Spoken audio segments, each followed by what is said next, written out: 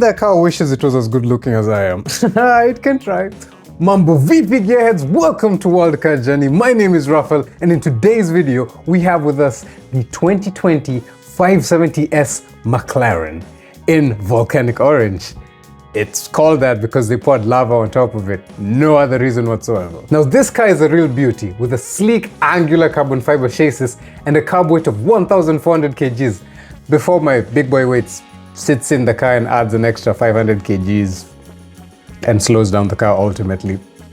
With LED headlights and DRLs shaped to reflect the design language of the P1 hypercar, it not only makes it look cooler but helps it be more aerodynamically efficient. Along the side of the car, we even have more air vents that flow into the engine and an overall killer design. Of course, this car would look better outside a cafe or probably someone's driveway, but knowing me, my mom's gonna send me to go pick up fruits in the market and I'm going to come home full of gunias inside the car. Speaking of carrying things though, this car has a froot. Now Americans call it a frunk by combining the word front and trunk. I am going to combine the word front and boot, and come with the word fruit, because I'm speaking in Rafaelese, and it can hold up to 150 liters, meaning you probably can't carry as many gunias as you'd want to. Because where the boot would have been is instead replaced by a beautifully hand-assembled 3.8 liter twin turbocharged V8 power plant attached to a 7-speed automatic gearbox. Now this car puts in some juicy numbers with about 562 horsepower and 600 Newton meters of torque. Now I wasn't able to drive it since it was just on display, but being able to enter it was an experience. And by that I mean it was bare butt naked, there was nothing inside, it was absolute hollowness. Now you see this car is driver focused, so it's meant to look like that.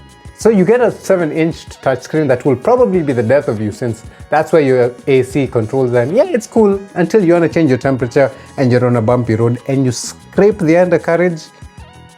Good luck with that. It has a standard AM, FM, Bluetooth, but no Android Auto or Apple CarPlay. I mean, at least you do get a 12-speaker surround system.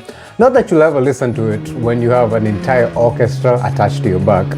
And everything in here screams race car. The steering wheel, no buttons, nothing, just pure steering. And a digital dash that changes depending on your drive mode. Then you have the seats.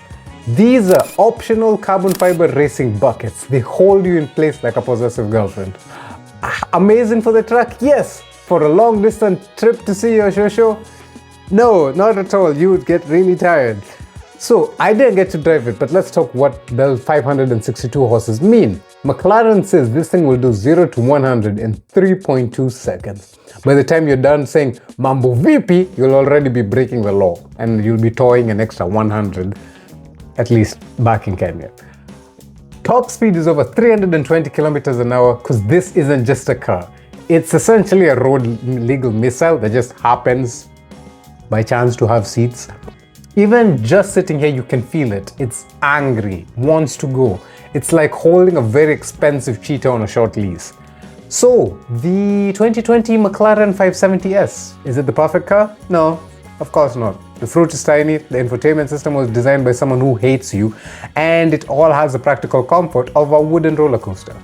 But who cares? You don't buy a McLaren for practicality, you don't buy it to haul gunias, you buy it for its high-octane experience, its pure, unfiltered drivability. This is an automotive piece of art, and you're experiencing it with each kilometer you increase by.